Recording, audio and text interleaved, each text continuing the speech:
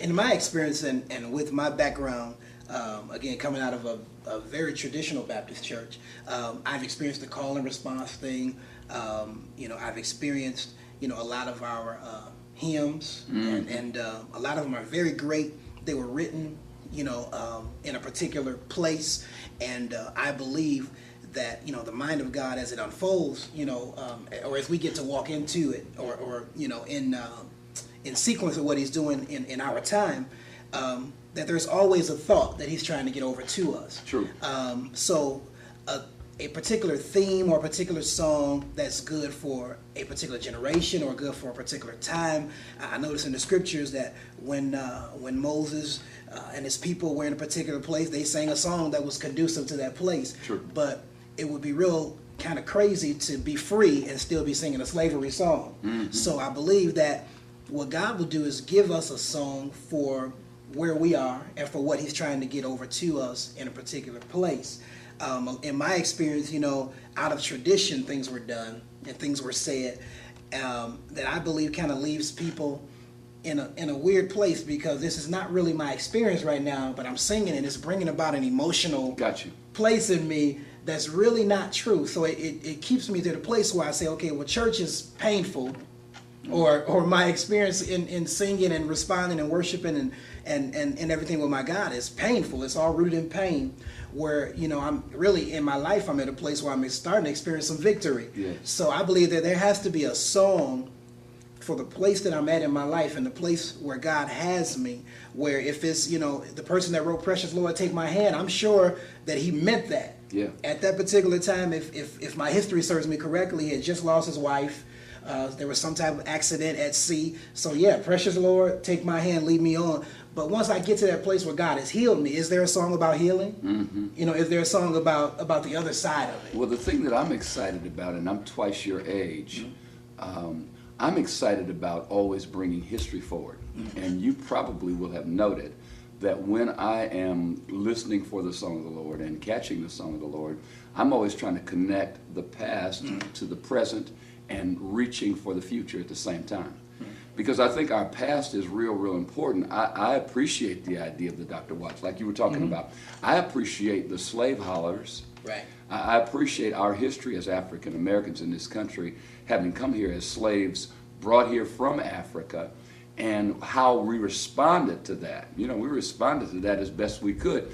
Didn't know the language, didn't really have access to church, to an understanding of this Christian spirituality that was here in this land. In fact, we were enslaved by folks who called themselves Christians, and so they wouldn't let us learn how to read. So, the little knowledge we got from listening, and then finally they allowed us, when we were able to read a little bit of the Bible. So we got a little bit of the Word, but we got a whole lot of the moan, and the groan, and the travail, and the I say trying to contact the Father of spirits, because God is the Father of spirits. Jesus said that. So there's a spiritual response that we reach up to God with, and it may not be so sophisticated. So one of the things I try to do, Cornell, is to deal with a generation that is now much more sophisticated than my grandmama and them was. But I want to take them back and give them an appreciation of what my grandmama and them was feeling and what they were trying to express.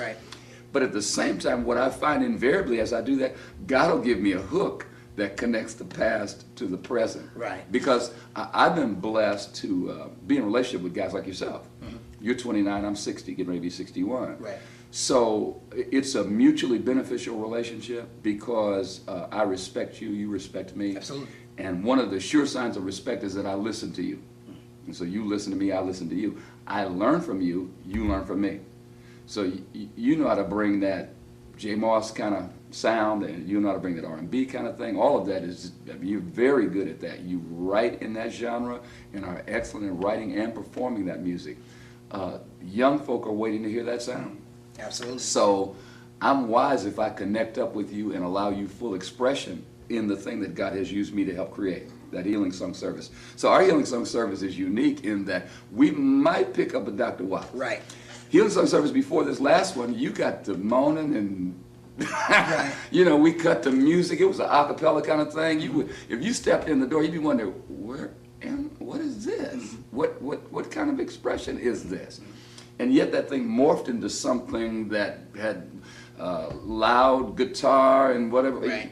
And all of that. And so we're trying to bring everybody into the expression, the kids, the adolescents, the young adults, even the older people, you know, because God is consummate. He's the beginning and the end and all points in between. So there's never a time in our history where there's not a need for travail and moaning and groaning, but there's also never a time in our history when there's not a need for songs of victory. Right.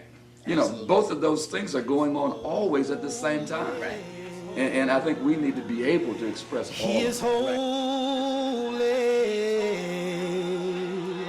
He's the lion, the roaring lion. He's the lion, the roaring lion, mighty in battle. Yes, he is. Mighty in battle.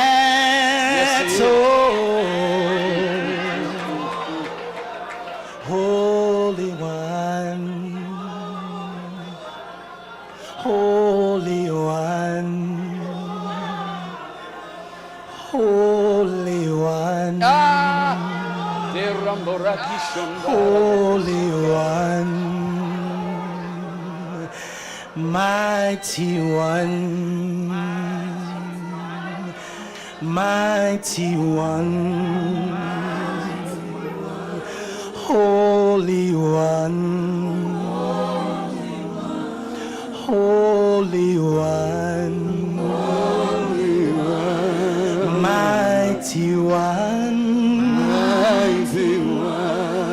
Mighty One,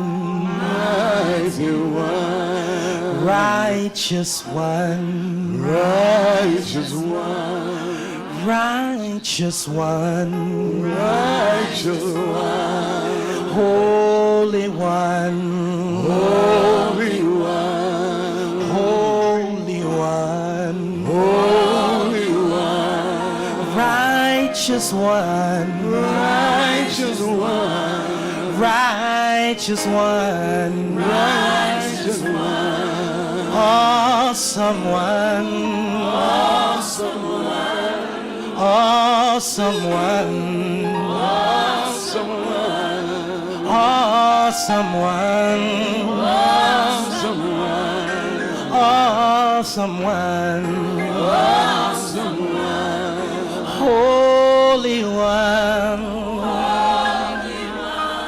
Holy One, Awesome One, Awesome One, no other one, there's no other one, there is no other one, there is no other one. He's the righteous one. He is the righteous one. He's the holy one. He's the holy